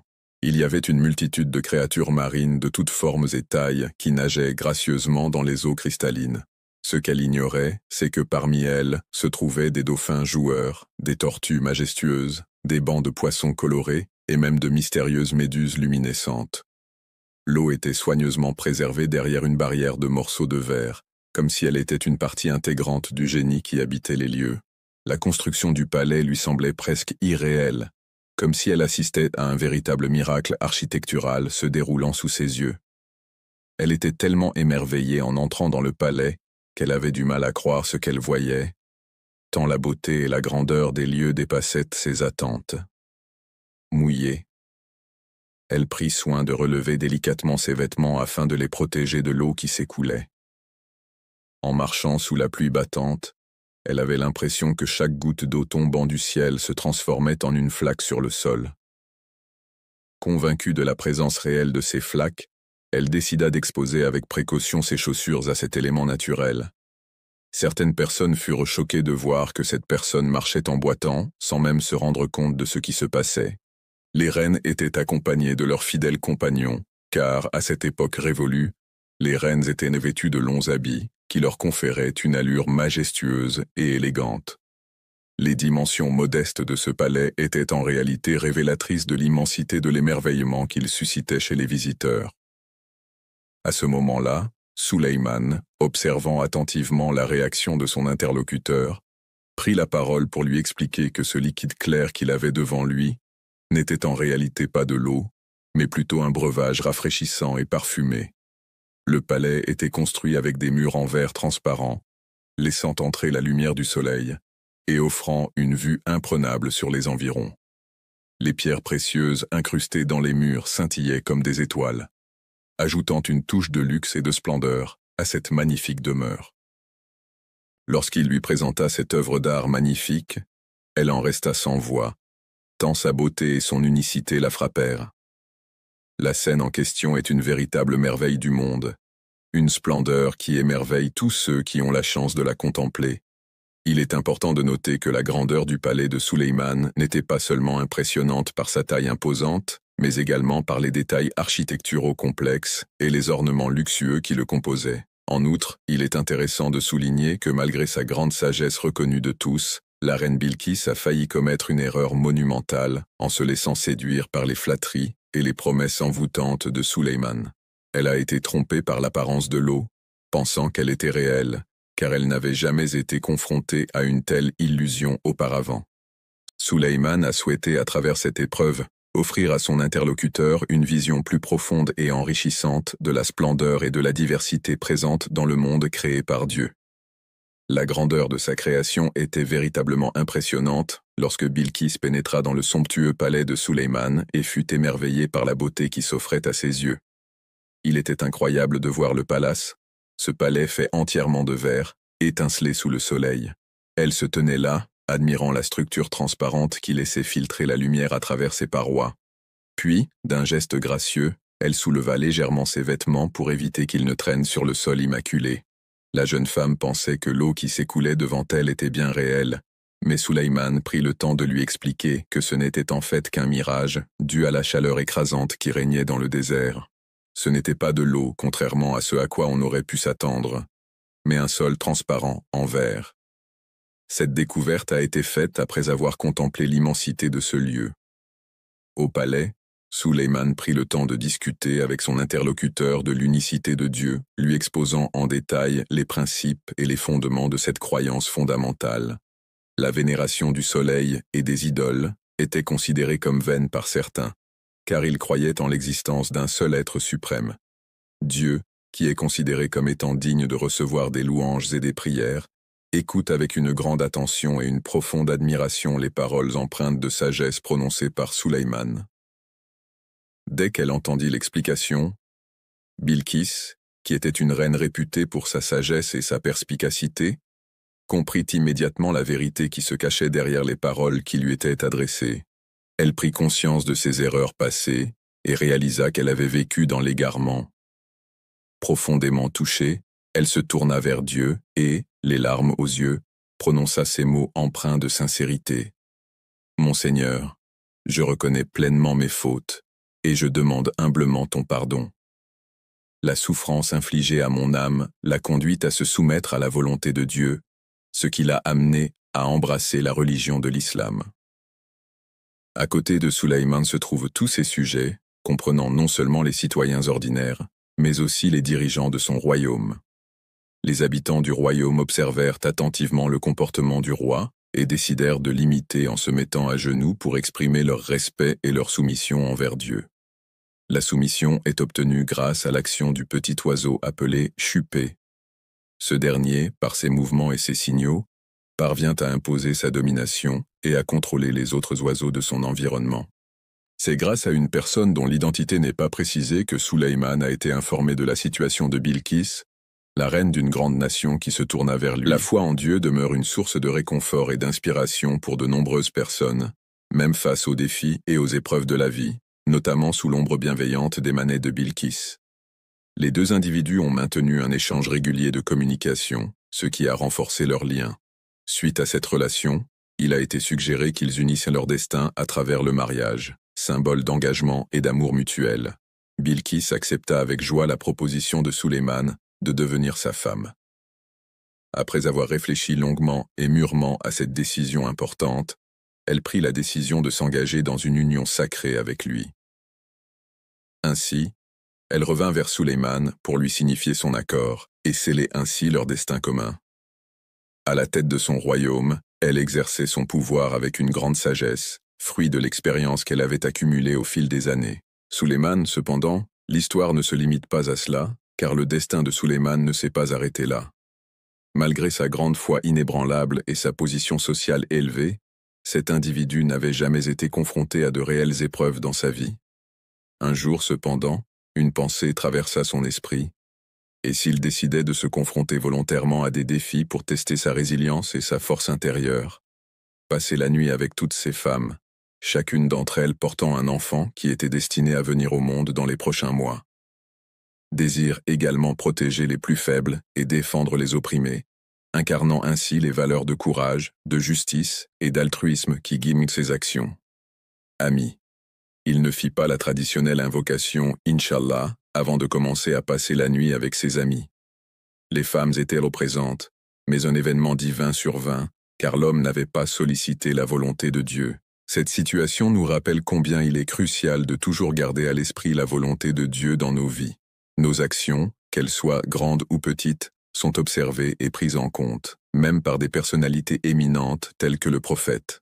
Les personnes comme Sulayman sont confrontées à des défis et des difficultés qui les obligent à chercher du réconfort et de la guidance auprès de Dieu dans tous les aspects de leur vie. Le lendemain de la demande de S, il a invité ces femmes à l'accompagner lors de la visite de leurs entreprises respectives. Se rendit compte qu'aucune des femmes avec lesquelles il avait été en relation n'avait été en mesure de lui donner un enfant robuste, à l'exception d'une seule parmi elles qui avait réussi à concevoir. Elle mit au monde un enfant handicapé, ce qui constitua un événement inattendu et bouleversant pour toute la famille. Certains individus ont avancé l'hypothèse selon laquelle cet enfant pourrait être la même personne évoquée dans le Coran, qui aurait été abandonnée sur le chemin. Le moment où Sulayman se retrouva devant le trône fut empreint de confusion et de réflexion. Il se sentit submergé par un tourbillon d'émotions et de pensées, alors qu'il contemplait ce symbole de pouvoir et d'autorité. Il existe une autre histoire qui met en scène l'une des épouses de Sulayman le Magnifique, connue pour sa grande beauté et son charme envoûtant. La jeune femme était aimée par Sulayman, un amour sincère et profond qui se lisait dans ses yeux à chaque regard échangé. Cependant, malgré cette affection qui la comblait, elle portait en elle une tristesse indicible, une douleur silencieuse héritée de son passé tourmenté, des souvenirs douloureux qui assombrissaient parfois son sourire. Son père, un homme qui détenait le titre de roi et qui se caractérisait par sa nature impitoyable et tyrannique, avait été finalement vaincu et tué par les forces armées. Sulayman, malgré le fait qu'elle ait embrassé la foi et qu'elle se soit soumise à la volonté de Dieu, continuait à vivre sa vie avec dévotion et piété. Elle était incapable d'effacer de sa mémoire les souvenirs de son père, décédé il y a 1 an. Dans un élan de nostalgie, elle se tourna vers Sulayman et lui posa la question suivante. « Penses-tu qu'il soit possible d'oublier complètement un être cher ? Il est envisageable que les djinns et les démons aient la capacité de concevoir une représentation sculpturale de leur père, de manière à ce qu'ils puissent la contempler et se remémorer son apparence. À cette époque, il était tout à fait envisageable et socialement acceptable de se rappeler de Sulayman. Le fait de ne pas avoir perçu les intentions de la personne en question a donné l'opportunité au djinn de fabriquer cet objet. La femme prit la décision de placer la statue qu'elle avait achetée lors de son voyage en Italie dans sa chambre à coucher. Chaque matin, dès qu'elle ouvrait les volets pour laisser entrer la lumière du jour, ses yeux se posaient sur cette œuvre d'art qui apportait une touche d'élégance et de mystère à sa pièce. Lorsque le maître de maison était absent, la jeune femme et sa servante se prosternèrent respectueusement devant cet individu de grande importance. L'idole Sulayman, célèbre pour sa gentillesse et sa générosité envers ses proches, n'avait absolument aucune idée de cette trahison sournoise ourdie dans son dos. Cependant, un homme mystérieux semblait en savoir bien plus long sur cette affaire que quiconque. Pieux, étant une personne très attentive et soucieuse de son entourage, prit connaissance de ce qui se passait et décida d'en informer Sulayman dès qu'il eut découvert les détails de la situation. Lorsque Sulayman se trouvait dans son propre palais, un incident provoqua sa colère. Il brisa une statue et décida de sanctionner son auteur. Après avoir pris cette décision, il a été mis à l'épreuve par Dieu et a dû faire face à une période de 40 jours. Ne pouvant exercer pleinement son autorité sur son royaume, ce qui constitua une véritable épreuve pour lui. Pendant cette même période, il existait un démon particulier du nom de Sacre, qui était actif et occupé à ses activités. Pour Sulayman, ce démon possédait des pouvoirs incroyables qui lui permettaient de couper des choses avec une facilité déconcertante, défiant ainsi toute explication rationnelle. Les ouvriers ont soigneusement taillé chaque pierre avec une précision digne de celle d'un diamant, afin de construire le temple de Jérusalem et d'ériger les murs majestueux qui l'entourent. Un jour, dans un magnifique palais, un démon aperçut que Sulayman avait enlevé son anneau. Vola prit l'anneau avec précaution et le dissimula habilement au fond de la mer. Cet anneau, d'une grande importance, renfermait en son sein des secrets anciens et mystérieux, dont la valeur dépassait de loin sa simple apparence. Il était dit que l'anneau de Sulayman était la source de tout son pouvoir, et que sans cet anneau, le sultan perdrait sa force et son autorité légendaire. Il perdit son pouvoir pendant une période de 40 jours, durant laquelle le démon sacré prit son apparence pour semer le trouble et la confusion parmi les habitants du royaume.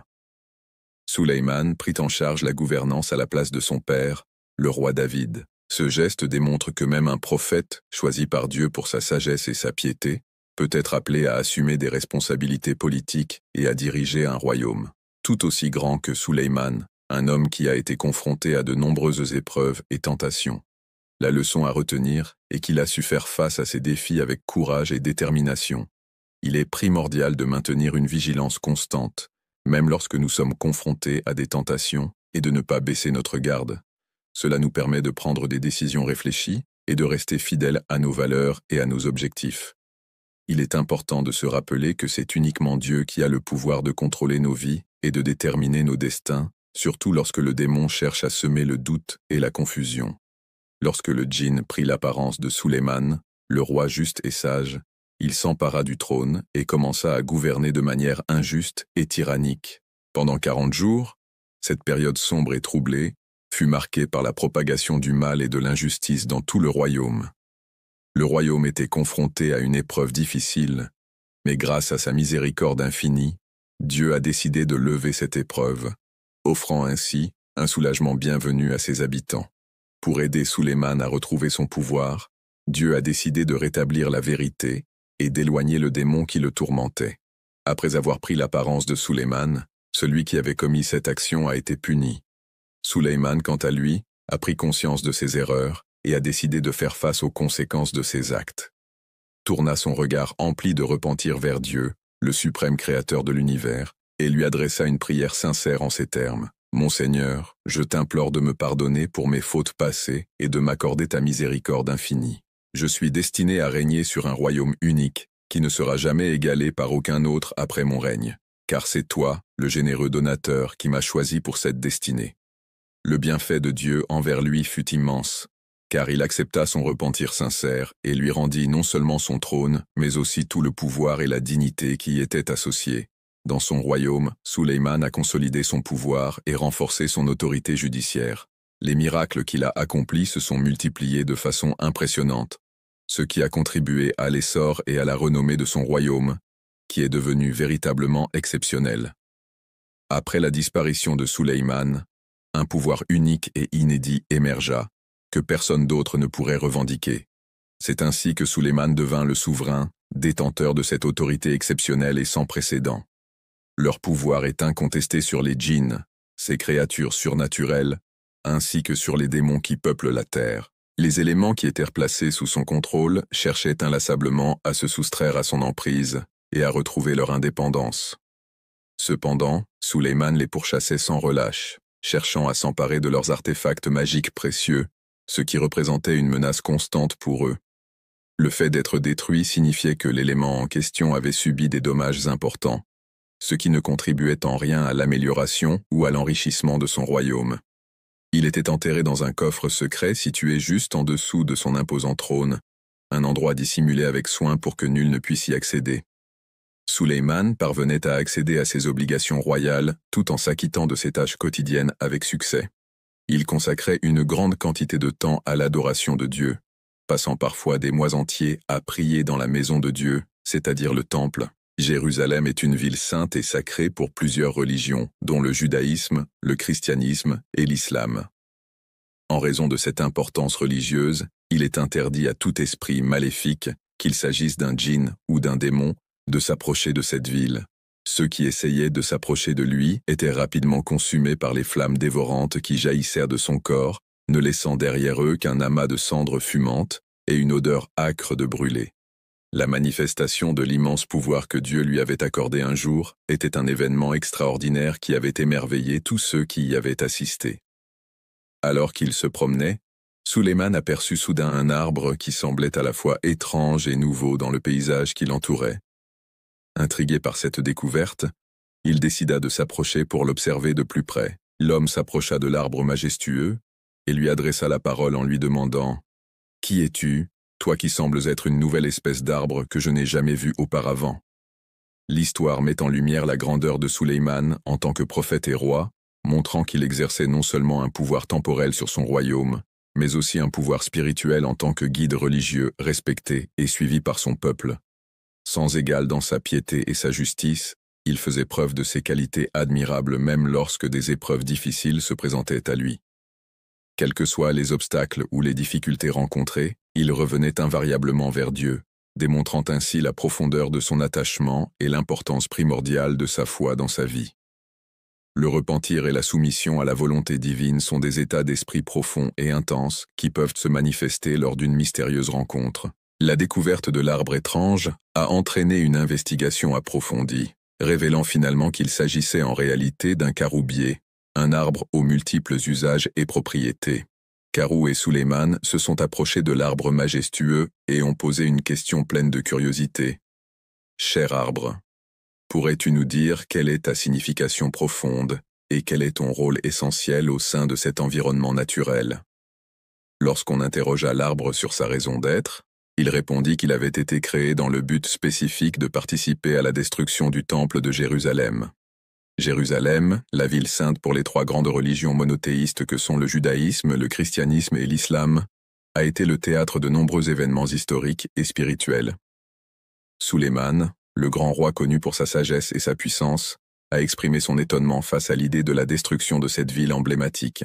Il a affirmé avec conviction que Dieu, dans sa grandeur et sa miséricorde, ne permettrait jamais une telle tragédie. Il m'a promis que le temple ne serait jamais détruit tant que je serais en vie. Sulayman, dans un geste empreint de foi et de dévotion, leva les mains vers le ciel pour prier, exprimant ainsi sa connexion profonde avec le divin. « Seigneur, je m'adresse à toi car je ressens une faim intense qui me tenaille, me rappelant ainsi ma condition de mortel et la proximité de ma fin inéluctable. Dans un avenir proche, je souhaite que ma faim soit dissimulée aux djinns et aux démons, de manière à ce qu'ils ne puissent pas en avoir connaissance. Elle est arrivée à leur rencontre dans le but de leur faire prendre conscience de leur méconnaissance de l'invisible Dieu, et elle a répondu à leurs prières en leur annonçant « Sulayman, qui était un prophète, avait conscience que le moment de son départ de ce monde approchait. En effet, il est fréquent que les prophètes aient une intuition ou une révélation concernant le moment de leur décès. Après le décès de ses parents, Sulayman se retrouva face à une décision cruciale. En effet, Dieu lui accorda la possibilité de choisir son propre destin, lui offrant ainsi la chance de décider de la voie qu'il souhaitait emprunter pour son avenir. À ce moment-là, il se rendit dans son sanctuaire, un endroit sacré et intime où nul autre que lui n'avait le droit d'entrer. Fermant les portes et prenant appui sur sa canne nommée Almsa, un bâton en bois sculpté avec soin par un artisan local, il se mit à avancer lentement et avec précaution. Il resta dans cette position, les genoux à terre, les mains jointes et les yeux fermés, pendant près d'une année entière, priant avec ferveur et dévotion. Pendant cette période, la personne était entièrement dévouée à son Seigneur, lui consacrant tout son temps et son énergie. Les démons, terrifiés, étaient incapables de franchir le seuil de son sanctuaire, même s'ils observaient avec curiosité à travers les fenêtres. Au fil du temps, la majesté de son pouvoir s'est peu à peu affirmée, rayonnant de manière imposante et impressionnante. Créature, connu sous le nom de Daba Alard, qui est en réalité un ver de terre, a commencé à ronger doucement sa proie, s'attaquant méthodiquement à sa chair avec une détermination implacable. Après une année d'utilisation régulière, la canne présentait des signes de fragilité et finit par se casser subitement. Au sol, Immobile, sans vie, le corps gisait, laissant transparaître l'absence de toute présence animée, révélant ainsi de manière poignante que l'âme qui l'habitait l'avait quitté. C'est à ce moment-là que les passants firent la macabre découverte. Ainsi, ils ont découvert sa mort, mais auparavant, ils n'avaient pas remarqué que la canne était rongée par les vers. L'absence de décomposition des corps des prophètes était le seul élément indiquant leur décès. Pas, et ce n'est qu'à travers l'observation minutieuse de cet insecte que les personnages ont finalement pris conscience que Suleyman était parti en mer. Lorsque le chef des djinns est décédé, les djinns qui étaient sous son commandement ont pris conscience de la situation, avaient été surpris de se rendre compte qu'ils s'étaient trompés. En effet, ils avaient eu la conviction qu'ils possédaient une connaissance approfondie de l'invisible, mais la réalité avait démontré le contraire, les plongeant dans la surprise et la perplexité. Les personnes présentes réalisèrent soudain qu'elles n'avaient aucune connaissance sur ce sujet précis, ce qui les amena à se souvenir que seule la toute-puissance divine détient la vérité absolue. La connaissance du futur et des événements à venir est une capacité qui permet d'avoir un aperçu des événements qui se dérouleront dans la suite de l'histoire. Il est possible d'observer la grande sagesse et l'humilité de Suleyman même au moment où il approche de la fin de sa vie. Il demeura fidèle à la mission divine qui lui avait été confiée, et la fin de sa vie fut marquée par cet engagement inébranlable envers sa tâche sacrée. Un message puissant peut impacter profondément même ceux qui détiennent un grand pouvoir, tels que les djinns, des êtres surnaturels dotés de capacités extraordinaires. Les êtres humains ne possèdent pas la capacité de prédire ce qui va se passer dans le futur, et ils ne sont pas en mesure de découvrir les mystères cachés. Lorsque nous contemplons l'invisible, nous sommes rappelés que seule la puissance divine est souveraine et maîtresse de toutes choses. Après le décès de Suleyman, le royaume d'Israël fut fortement perturbé et traversa une période de troubles et d'instabilité. La première grande perte qu'ils ont dû affronter fut celle de David, un événement qui a profondément affecté tout le groupe. Puis, malheureusement, la tragédie de la mort de Suleyman est survenue, plongeant le reste des membres dans une profonde confusion et tristesse. Une fois que le roi Salomon d'Israël est décédé, une période d'instabilité a émergé parmi les Israélites, ce qui a conduit à une division du royaume en deux entités distinctes. Dans ce contexte de chaos et d'incertitude, la foi des individus commença à s'affaiblir face à toutes les turbulences et les troubles qui les entouraient. Les anges se présentèrent sous une apparence humaine lorsqu'ils s'approchèrent des dirigeants restants d'Israël. Avec solennité, ils leur adressèrent la question suivante. « Avez-vous vu ceci ? » Suleyman avait le pouvoir de commander au vent, lui permettant ainsi de contrôler les éléments naturels. De plus, il avait la capacité de dominer les créatures surnaturelles, ce qui lui conférait une autorité incontestée sur son environnement.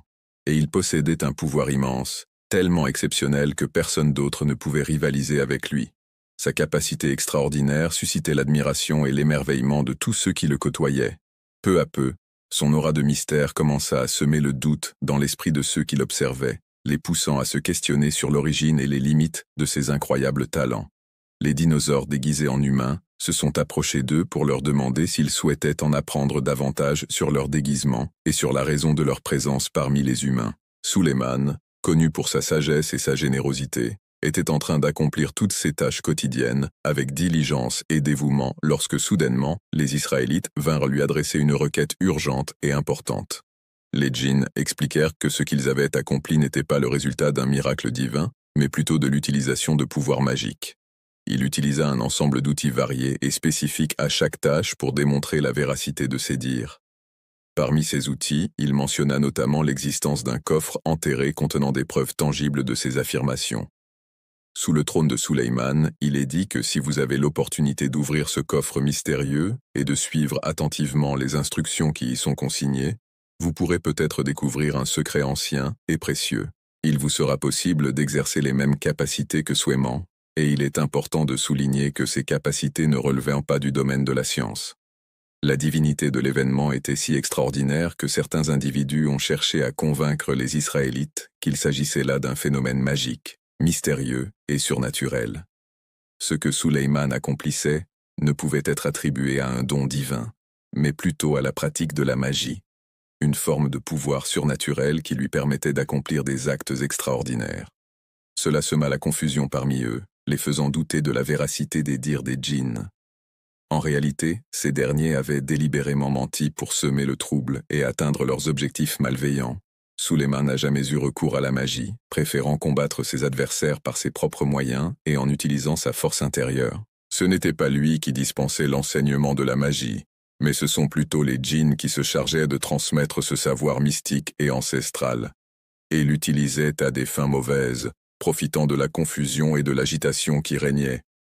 La période prospère et bénie de Sulayman prit fin lorsque le péché et la corruption commencèrent à se répandre de manière insidieuse au sein de son royaume, sapant peu à peu les fondations solides sur lesquelles reposait son règne.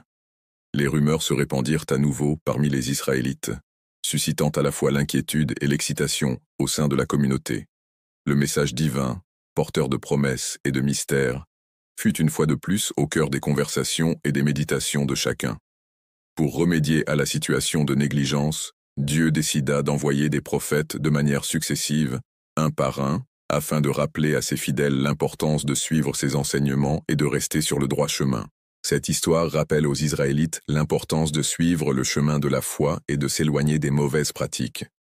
Rappelle que, malgré les tentations et les manipulations des autres, il est important de rester fidèle à ses valeurs et à ses principes, de ne pas se laisser influencer par des influences extérieures qui pourraient nous éloigner de notre intégrité et de notre authenticité, à se soumettre à la volonté de Dieu et à reconnaître sa suprématie. Les Israélites étaient encouragés à suivre les enseignements divins et à accepter que la vérité ultime émanait de Dieu. Il est important pour les croyants de prendre du temps pour réfléchir sur leurs actions passées, reconnaître leurs erreurs et chercher à se repentir sincèrement. De plus, il est essentiel de se recentrer sur l'essence même du message divin, en s'éloignant des distractions et en se consacrant pleinement à la compréhension et à la mise en pratique des enseignements sacrés. Recours à des pratiques ésotériques, telles que la magie ou les croyances superstitieuses, constitue un avertissement qui met en garde contre les conséquences potentielles. La connaissance véritable est une propriété exclusive de Dieu, et il est important de souligner que les djinns ne possèdent pas cette connaissance. Ce qui est invisible fait référence à tout ce qui ne peut être perçu par nos sens, que ce soit la vue, le toucher, l'ouïe, le goût ou l'odorat. Cela englobe donc tout ce qui est hors de notre champ de perception directe. Le texte a été créé à l'aide de l'outil en ligne https://ambika.com. Je suis prêt à jouer le rôle d'un outil de paraphrase pour t'aider à rendre tes phrases plus détaillées et plus complètes en français. N'hésite pas à me donner une phrase à reformuler.